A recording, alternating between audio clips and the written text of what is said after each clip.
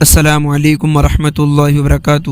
دوستوں اور عزیز ساتھیوں، ایک بڑی نیوز آپ کے سامنے لے کر حاضر ہو چکے ہیں۔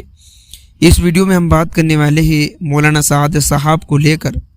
دوستوں اور عزیز ساتھیوں، 2-3 دن سے بہت ہی ویڈیو وائرل ہو رہی ہے مولانا سعد صاحب کو لے کر کہ وہ دارالعلوم دیوبند کیوں پہنچے، وہ دارالعلوم دیوبند جا کر کیا بات چیت ہوئی، طریقے سے اور طرح طرح کی باتیں لوگ کر رہے ہیں اور کہہ رہے ہیں کہ مولانا سعد صاحب دارالعلوم دیوبند اس لیے پہنچے تھے کہ انہوں نے اپنے باتوں سے رجوع کر لیا ہے۔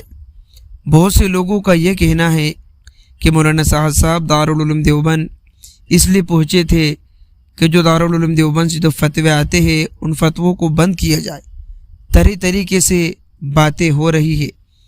دوستو، ایک رپورٹ کے مطابق ہمیں یہ پتہ چلا ہے کہ مولانا سعد صاحب دارالعلوم دیوبند پہنچے اور انہوں نے دارالعلوم دیوبند کے کچھ علماء سے ملاقات کی، جس میں مولانا ارشد مدنی صاحب سے بھی ملاقات ہوئی اور ان سے بھی جو ہے کہ کچھ گفتگو ہوئی، کچھ باتیں ہوئی، اور دارالعلوم دیوبند کے محتمم مفتی ابوالقاسم نعمانی صاحب سے ملاقات نہیں ہو پائی۔ اور دوستو، دارالعلوم دیوبند سے ہمیں یہ پتہ چلا ہے کہ کچھ بھی ایسی باتیں وہاں دیکھنے کے لیے نہیں ملی۔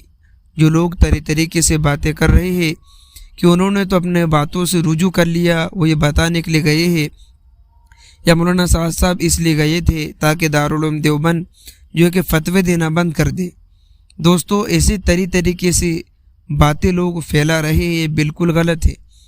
ہمیں پتہ چلا ہے کہ ایسی کوئی بھی بات نہیں ہوئی جو لوگ اپنی ویڈیوز کے اندر بتا رہے ہیں یا ان باتوں کو پھیلا رہے ہیں۔ تو دوستو، آپ ہمارے چینل پر نئے ہو تو سبسکرائب بھی کر لیجئے۔ ملتے ہیں نیکسٹ ویڈیو میں۔ السلام علیکم۔